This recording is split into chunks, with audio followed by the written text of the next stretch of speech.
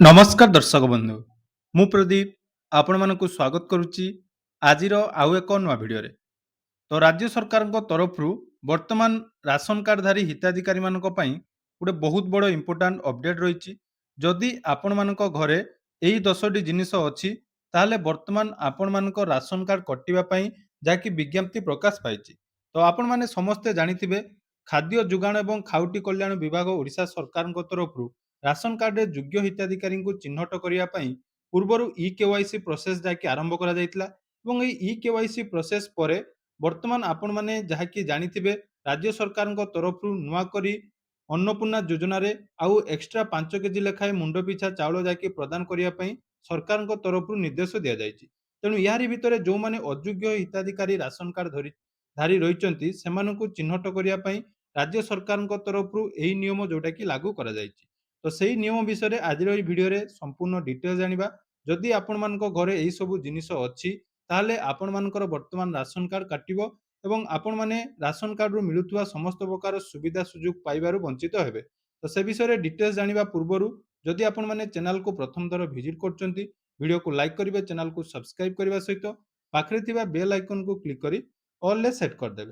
ତ ରାସନ କାର୍ଡର ନିୟମ ଅନୁସାରେ ଯେଉଁମାନେ ଅଯୋଗ୍ୟ ହିତାଧିକାରୀ ରହିଛନ୍ତି ବା ଅଯୋଗ୍ୟ ପରିବାରଙ୍କୁ ବର୍ତ୍ତମାନ ରାସନ କାର୍ଡରୁ ବାଦ୍ ଦେବା ପାଇଁ ସରକାରଙ୍କ ତରଫରୁ ଯାହାକି ନିୟମ ଅଣାଯାଇଛି। ତ ଏଥିରେ ଦେଖନ୍ତୁ, ଯୋଗ୍ୟତା ମାନଦଣ୍ଡ ହିସାବରେ ଆପଣମାନଙ୍କର ଦେଖନ୍ତୁ 8ଟି ବାଦ୍ ଦେବା ପାଇଁ ମାନଦଣ୍ଡ ରହିଛି ଏବଂ ଯେଉଁମାନେ ନୂଆ ରାସନ କାର୍ଡ କରିବେ ତାଙ୍କ ପାଇଁ ମଧ୍ୟ ବହୁତ ସାରା ନିୟମ ବର୍ତ୍ତମାନ ରାଜ୍ୟ ସରକାରଙ୍କ ତରଫରୁ ଯାହାକି ରଖାଯାଇଛି। ପ୍ରଥମେ ଦେଖନ୍ତୁ, ବାଦ୍ ପଡ଼ିବା ପାଇଁ ଯେଉଁ 8ଟି ନିୟମ ରହିଛି, ତା ଭିତରେ ପରିବାରର କୌଣସି ସଦସ୍ୟ 3 ଚକିଆ ବା ତାଠାରୁ ଅଧିକ ଯଦି 4 ଚକିଆ ଭାରୀଯାନ, ଯନ୍ତ୍ରଚାଳିତ ମାଛ ଧରା ଡଙ୍ଗା ଇତ୍ୟାଦିର ମାଲିକ ହୋଇଥିବେ, ତାହେଲେ ସେମାନଙ୍କୁ ମଧ୍ୟ ବର୍ତ୍ତମାନ ରାସନ କାର୍ଡରୁ ବାଦ୍ ଦିଆଯିବ। ଏହା ସହିତ ଦେଖନ୍ତୁ, ସଦସ୍ୟଙ୍କ ନାମରେ ଯଦି ଯନ୍ତ୍ରକୃତ କୃଷି ଯନ୍ତ୍ରପାତି ଯେମିତିକି ଆପଣମାନଙ୍କର ଟ୍ରାକ୍ଟର ବା ହାର୍ଭେଷ୍ଟର ଏଇଭଳି ରେଜିଷ୍ଟ୍ରିଭୁକ୍ତ ହୋଇଛି, ତାହେଲେ ସେମାନଙ୍କୁ ବର୍ତ୍ତମାନ ଯାହାକି ରାସନ କାର୍ଡରୁ ବାଦ୍ କରାଯିବା ପାଇଁ ସରକାରଙ୍କ ତରଫରୁ ନିୟମ ଅଣାଯାଇଛି। ଏହା ସହିତ ଦେଖନ୍ତୁ, ପରିବାରର କୌଣସି ସଦସ୍ୟ ଯଦି କେନ୍ଦ୍ର ସରକାର, ରାଜ୍ୟ ସରକାର ବା ସରକାରୀ ନିଗମ, ସରକାରୀ ଅନୁଦାନ ପ୍ରାପ୍ତ ସ୍ୱୟଂଚାଳିତ ସଂସ୍ଥା କିମ୍ବା ପୌରପାଳିକା ସଂସ୍ଥା ବା ବେସରକାରୀ ସଂସ୍ଥା ଇତ୍ୟାଦିରେ ସ୍ଥାୟୀ କର୍ମଚାରୀ ଭାବରେ କାମ କରୁଛନ୍ତି, ତାହେଲେ ବର୍ତ୍ତମାନ ସେମାନଙ୍କୁ ଯାହାକି ରାସନ କାର୍ଡରୁ ବାଦ୍ ଦିଆଯିବା ପାଇଁ ସରକାରଙ୍କ ତରଫରୁ ଯାହାକି ନିର୍ଦ୍ଦେଶନାମା ଜାରି କରାଯାଇଛି। ଏହା ସହିତ ପରିବାରର ଯେକୌଣସି ସଦସ୍ୟଙ୍କ ଯଦି ଆପଣମାନଙ୍କର ରେଜିଷ୍ଟ୍ରିଭୁକ୍ତ ଉଦ୍ୟୋଗ ବା ଏଣ୍ଟରପ୍ରାଇଜେସ୍ ଅଛି, ତାହେଲେ ସେମାନଙ୍କ ପରିବାରର ଯେଉଁ ରାସନ କାର୍ଡ ଯଦି ବ୍ୟବହାର ଅଛି, ତାହେଲେ ସେମାନଙ୍କୁ ବର୍ତ୍ତମାନ ରାସନ କାର୍ଡରୁ ବାଦ୍ ଦିଆଯିବ। ଏହା ସହିତ କୌଣସି ପରିବାରର ସଦସ୍ୟଙ୍କ ମାସିକ ଆୟ ଯେଉଁଟାକି 15,000 ଟଙ୍କାରୁ ଅଧିକ ଯଦି ରହିଛି, ତାହେଲେ ଏଠି ମଧ୍ୟ ଆପଣମାନଙ୍କୁ ରାସନ କାର୍ଡରୁ ବାଦ୍ ଦିଆଯିବା ପାଇଁ ସରକାରଙ୍କ ତରଫରୁ ଯାହାକି ନିୟମ ପ୍ରଣୟନ କରାଯାଇଛି। ଏହା ସହିତ ଦେଖନ୍ତୁ, ପରିବାରର ସଦସ୍ୟଙ୍କ ମାସିକ ଆୟ ଯେଉଁଟାକି 15,000 ବା 10,000 ଯଦି ପେନସନ ପାଉଛନ୍ତି, ତାହେଲେ ପେନସନ ଉପଭୋକ୍ତାଙ୍କ ପରିବାରରୁ ମଧ୍ୟ ବର୍ତ୍ତମାନ ରାସନ କାର୍ଡରୁ ବାଦ୍ ଦେବା ପାଇଁ ଏହି ମାନଦଣ୍ଡ ଅନୁସାରେ ସେ ମଧ୍ୟ ରାସନ କାର୍ଡରୁ ବାଦ୍ ପଡ଼ିବେ। ତା ସହିତ ଦେଖନ୍ତୁ, ଆହୁରି ମଧ୍ୟ ରହିଛି ଯେଉଁଟାକି ଆପଣମାନେ ଜାଣିଥିବେ, ପରିବାରର କୌଣସି ସଦସ୍ୟ ଆୟକର ଯେଉଁଟାକି ଆମର ଇନକମ୍ ଟ୍ୟାକ୍ସ ବା ଆପଣମାନଙ୍କର ବୃତ୍ତିକର ଦେଉଛନ୍ତି, ସେ କ୍ଷେତ୍ରରେ ମଧ୍ୟ ରାସନ କାର୍ଡରୁ ବାଦ୍ ଦେବା ପାଇଁ ସରକାରଙ୍କ ତରଫରୁ ଏହି ପଦକ୍ଷେପ ନିଆଯାଇଛି।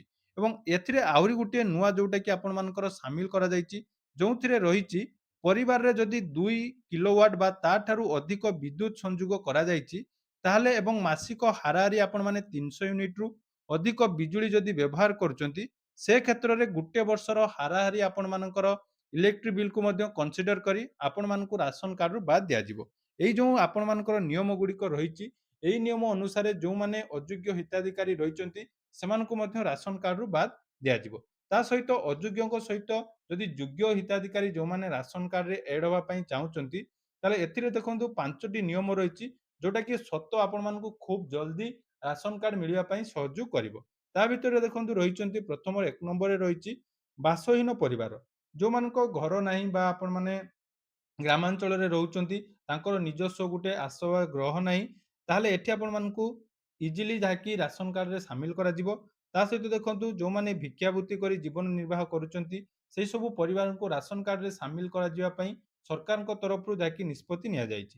ଏହା ସହିତ ଦେଖନ୍ତୁ, ସମସ୍ତ ଆଦିମ ଅଧିବାସୀ ପରିବାର ସମୂହ, ଯେଉଁ ପରିବାରରେ କୌଣସି ସଦସ୍ୟ ରାଜ୍ୟ ବା କେନ୍ଦ୍ର ସରକାରଙ୍କ ଦ୍ୱାରା ବିଧବା ଭତ୍ତା ଯଦି କିଏ ପାଉଛନ୍ତି, ସେଇ ମହିଳାମାନଙ୍କୁ ବା ଆପଣମାନଙ୍କର ସେଇ ପରିବାରର ହିତାଧିକାରୀମାନଙ୍କୁ ରାସନ କାର୍ଡରେ ସାମିଲ କରାଯିବ। ଏବଂ ଆଉ ଗୋଟିଏ ନିୟମ ଯୋଉଟାକି ରହିଛି, ଯଦି ପରିବାରରେ କୌଣସି ସଦସ୍ୟ ଶତକଡ଼ା 40 ଭାଗରୁ ଅଧିକ ଶାରୀରିକ ବିକଳାଙ୍ଗ ହୋଇଛନ୍ତି ବା ବିକଳାଙ୍ଗ ଅଛନ୍ତି, ତାହେଲେ ସେମାନଙ୍କୁ ମଧ୍ୟ ରାସନ କାର୍ଡରେ ଯୋଡ଼ିବା ପାଇଁ ସରକାରଙ୍କ ତରଫରୁ ତ୍ୱରାନ୍ୱିତ ପ୍ରୋସେସ ଜାରି କରାଯିବ। ଏବଂ ଆଉ ଗୋଟିଏ ଖୁସିର ଖବର ଯୋଉଟାକି ଆପଣମାନେ ଜାଣିଥିବେ, ଗତକାଲି ରାଜ୍ୟ ସରକାରଙ୍କ ତରଫରୁ ମୁଖ୍ୟମନ୍ତ୍ରୀ ଅନ୍ନପୂର୍ଣ୍ଣା ଯୋଜନା ମାଧ୍ୟମରେ ରାସନ କାର୍ଡଧାରୀ ହିତାଧିକାରୀଙ୍କ ମୁଣ୍ଡ ପିଛା ଯେଉଁ 5 କେଜି ଚାଉଳ ମିଳୁଥିଲା, ତାକୁ ରାଜ୍ୟ ସରକାରଙ୍କ ତରଫରୁ ଆଉ 5 କେଜି ଅଧିକ କରାଯାଇଛି ଏବଂ ଟୋଟାଲ ଆପଣମାନଙ୍କର 10 କେଜି ଆସନ୍ତା ମାସଠାରୁ ମିଳିବା ପାଇଁ ସରକାରଙ୍କ ତରଫରୁ ଯାକି ପ୍ରସ୍ତାବ ରଖାଯାଇଛି। ତେଣୁ ଏହି ସବୁ ଯୋଗ୍ୟତା ମାନଦଣ୍ଡ ହିସାବରେ ବର୍ତ୍ତମାନ କିଛି ହିତାଧିକାରୀଙ୍କୁ ରାସନ କାର୍ଡରୁ ବାଦ୍ ଦିଆଯିବ ଏବଂ ଯେଉଁମାନେ ଏଲିଜିବୁଲ ନଥାଇ ବା ଅଯୋଗ୍ୟ ହୋଇ ବହୁତ ବର୍ଷ ଧରି ରାସନ କାର୍ଡରେ ଆମର ଚାଉଳ ଉଠାଉଛନ୍ତି ବା ରାସନ କାର୍ଡର ଫାଇଦା ନେଉଛନ୍ତି, ସରକାରଙ୍କ ତରଫରୁ ସେହି ହିତାଧିକାରୀଙ୍କୁ ଚିହ୍ନଟ କରାଯାଇ ବର୍ତ୍ତମାନ ସେମାନଙ୍କୁ ରାସନ କାର୍ଡରୁ ବାଦ୍ ଦିଆଯିବ। ତେଣୁ ଏହା ଥିଲା ରାସନ କାର୍ଡକୁ ନେଇ କିଛି ନୂଆ ଅପଡେଟ୍। ଆଶା କରୁଛି ଭିଡ଼ିଓଟି ଆପଣମାନଙ୍କୁ ନିହାତି ଇନଫର୍ମେଟିଭ ଲାଗିଥିବ। ତ ଯଦି ଭିଡ଼ିଓଟି ଭଲ ଲାଗିଛି ଚ୍ୟାନେଲକୁ ସବସ୍କ୍ରାଇବ କରିବେ ଏବଂ ଆପଣମାନଙ୍କ ପାଖରେ ରାସନ କାର୍ଡ ଅଛି କି ନାହିଁ କମେଣ୍ଟ ସେକ୍ସନରେ ଜଣାଇବେ।